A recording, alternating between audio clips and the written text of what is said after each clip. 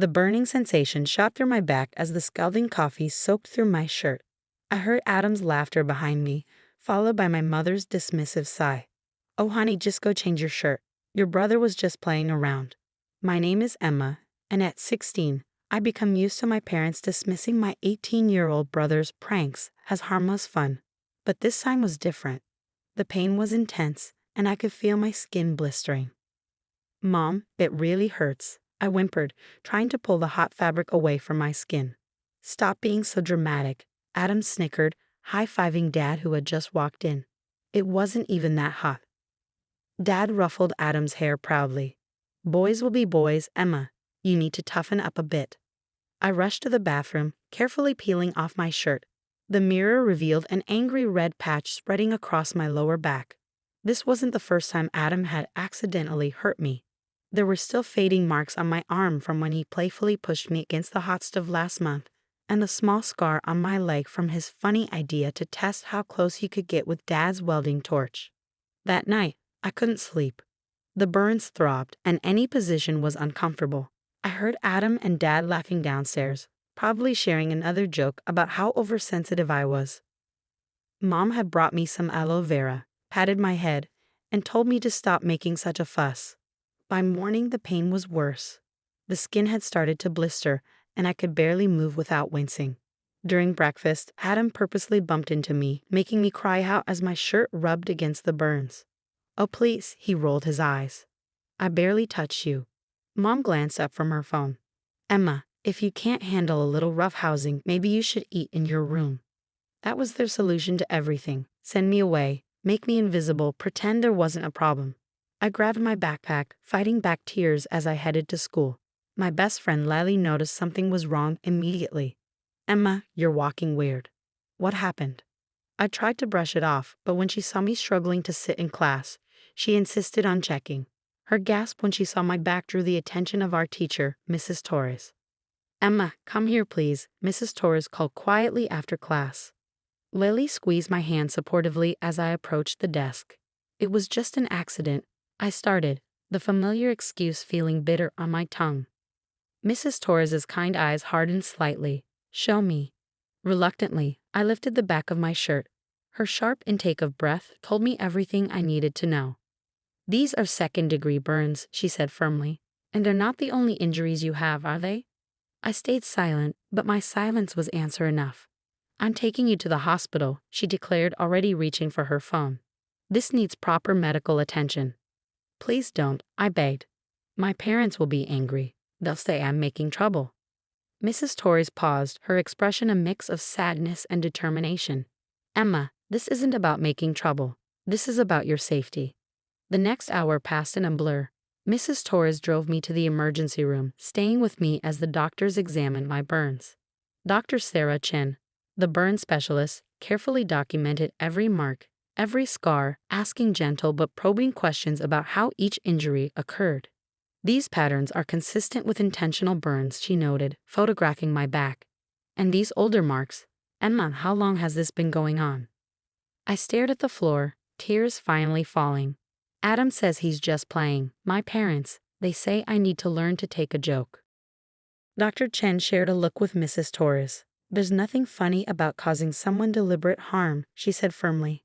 "These aren't pranks, Emma. This is abuse." The word hung heavy in the air. Abuse? I'd never allowed myself to think of it that way. It was always just Adam being Adam, my parents being parents, me being too sensitive. "I'm going to make some calls," Dr. Chen said, her voice gentle but resolute. "This needs to stop, and you need protection." As she left the room, I sat there, wrapped in the paper-thin hospital gown, feeling simultaneously terrified and relieved. For the first time, someone was seeing the truth behind the "boys will be boys" excuse. Someone was finally saying that this wasn't normal, wasn't okay. Mrs. Torres held my hand as we waited, and I could hear Dr. Chen's voice in the hallway, speaking firmly to someone on the phone. This wasn't how I expected my Thursday to go, but somehow I knew everything was about to change. I just didn't know how much. The hospital room felt smaller when my parents burst in, their faces a mix of anger and forced concern. Adam trailed behind them, smirking until he saw Dr. Chen's stern expression. "What is this nonsense?" Dad demanded, his voice carrying that familiar tone of dismissal. "Emma, you're causing trouble over a little coffee spill." Dr. Chen stepped forward, her clipboard held like a shield. "Mr. and Mrs. Parker, your daughter has second-degree burns covering 15% of her back. This isn't a minor incident." Mom waved her hand dismissively. "She bruises easily, always has. We've told her to be more careful." "Mrs. Parker," Dr. Chen interrupted, her voice sharp. "I've documented multiple burn marks, scarring patterns, and healing injuries. Some are weeks old, others months. This shows a clear pattern of abuse." "Abuse?" Adam scoffed. "I was just joking around. Emma's always been dramatic." Dr. Chen turned to him, her eyes cold. "Would you like to explain how joking around resulted in precise circular burns consistent with cigarettes?" The room went silent. I hadn't told anyone about those burns. Adam had cornered me in the garage last summer, testing whether I could handle a little heat.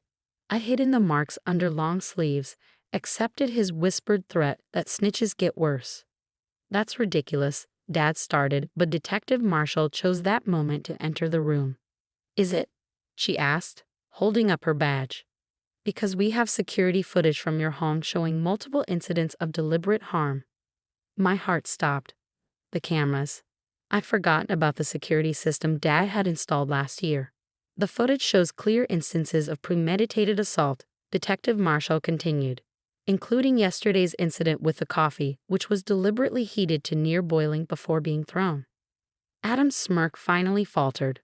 Mom sank into a chair, her perfectly maintained facade cracking. "This is a family matter." Dad tried again. "We can handle this at home." "No," Dr. Chen stated firmly.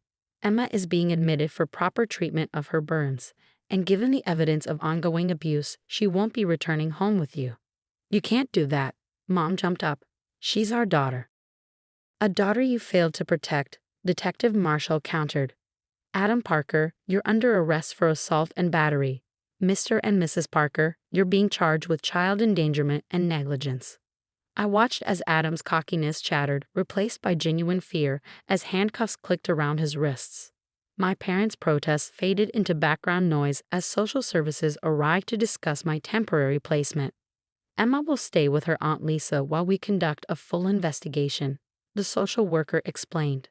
Aunt Lisa, Mom's sister who'd stopped visiting after arguing with my parents about how they handled Adam's rough play. As they led Adam away, he finally looked at me without that cruel gleam in his eyes. "Emma, tell them I was just playing. You know I didn't mean it." But I stayed silent, Dr. Chen's supportive hand on my shoulder giving me strength. For years, I'd swallowed his excuses, accepted that his pranks were normal sibling behavior. Not anymore. My parents were escorted out, Mom crying about family loyalty, Dad threatening lawsuits. Detective Marshall assured me they wouldn't be allowed contact until the investigation was complete. That evening, Aunt Lisa arrived, her eyes red from crying but her voice steady. "I'm so sorry, sweetheart. I should have pushed harder when I noticed something was wrong." As she helped me pack some belongings from home, supervised by social services, I found myself breathing easier despite the pain of my burns. The house that had become a battlefield felt different now, its shadows less threatening. "Your cousin Sophie has already set up the guest room for you," Aunt Lisa said as we drove away, "and I've enrolled you in a new school district just until things settle." I watched my house disappear in the rearview mirror, thinking about how many times I dreamed of escape but been too afraid to speak up. Now, thanks to Mrs. Torres's concern and Dr. Chen's determination, I was finally free from Adam's pranks and my parents' willful blindness. The sun was setting as we arrived at Aunt Lisa's house, casting long shadows that somehow felt less threatening than the ones at home. Sophie, my 15-year-old cousin, waited on the porch, her face showing nothing but concern and love. As I stepped out of the car, sore but hopeful, I realized this wasn't the end of my story. It was just the beginning of a new chapter, one where boys will be boys would never again be an excuse for cruelty. 6 months later, I stood in the courthouse hallway, my heart pounding as I waited to testify. Dr. Chen sat beside me, reviewing my medical records one last time. Aunt Lisa held my hand while Sophie braided and unbraided my hair nervously, a habit she developed during our late-night talks about everything that had happened. "Remember," Dr. Chen said gently, "just tell the truth." Your story is powerful enough. The security footage had been damning, but the prosecution wanted my testimony. They needed the jury to understand that behind each prank was a deliberate act of cruelty, masked by family silence. When they called my name, I walked into the courtroom with steady steps. Adam sat at the defense table, wearing a suit that made him look younger, more innocent. My parents were in the gallery, Mom clutching her designer handbag like a lifeline, Dad's face set in that familiar disapproving frown. But they couldn't silence me anymore. I spoke clearly about each incident: the coffee burns, the cigarette marks, the accidental encounters with hot surfaces. I described how they dismissed my pain, normalized the abuse, made me doubt my own experiences. And how has your life changed since receiving intervention? The prosecutor asked. I straightened in my seat. I sleep through the night now. I don't flinch when someone moves too quickly. My grades have improved, and I'm part of the school photography club. I paused, gathering courage. I'm learning that family doesn't mean enduring abuse in silence. Adam's lawyer tried to paint me as oversensitive, attention-seeking. But the medical evidence, the security footage, and the testimony of my teachers created an undeniable pattern of abuse. The verdict came 3 days later. Adam was found guilty of assault and battery. My parents were convicted of child endangerment. The judge's words rang through the courtroom. The phrase "boys will be boys" is not a legal defense for systematic abuse. Adam was sentenced to juvenile detention with mandatory counseling. My parents received probation and were ordered to complete parenting classes and therapy. The restraining order would remain in effect until I turned 18. Outside the courthouse, reporters asked how I felt. Aunt Lisa started to shield me, but I stepped forward. I hope other kids learn that they don't have to accept abuse as normal, I said clearly, and I hope parents learn that dismissing cruelty as pranks makes them complicit. Life with Aunt Lisa and Sophie became my new normal. My burns healed, leaving scars that Dr. Chen assured me would fade with time. The emotional scars took longer, but therapy helped. So did the support group Dr. Chen recommended for survivors of family abuse. 1 year after that first hospital visit, I received a letter from Adam. His counselor had encouraged him to take responsibility for his actions. The letter contained an apology that seemed genuine, but also a request to reconnect. I shared the letter with my therapist, who helped me craft a response. I accept your apology, but I'm not ready for contact. My healing has to come first. My parents tried reaching out too, through relatives and family friends. They claimed they'd changed, that the parenting classes had opened their eyes.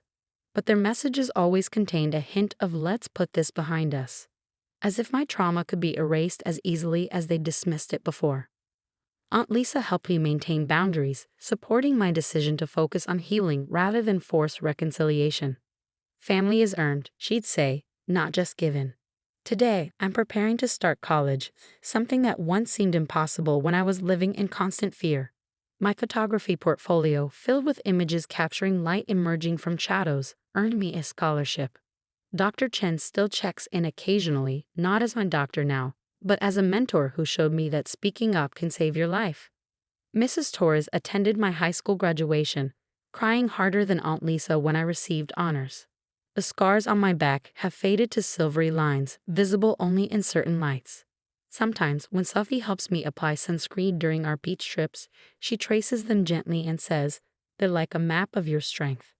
I don't know if I'll ever have a relationship with Adam or my parents again. That's not a decision I need to make now. What I do know is that I'm no longer the girl who accepted pain as a form of family love.